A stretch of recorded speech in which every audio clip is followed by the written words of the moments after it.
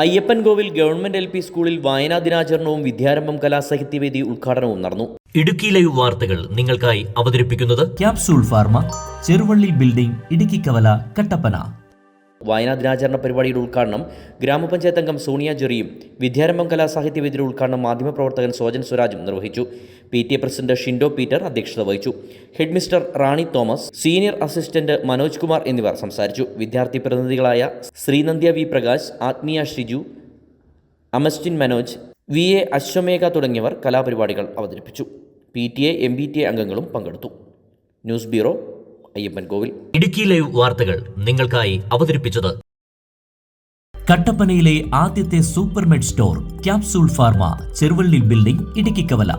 എല്ലാ മരുന്നുകൾക്കും 10 മുതൽ 60% വരെ വിലക്കുറവ്.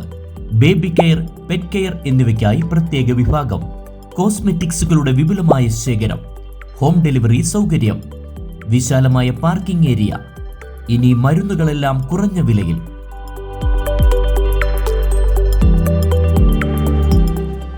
Capsule pharma, Cheruvally building, Idukki കവല, കട്ടപ്പന.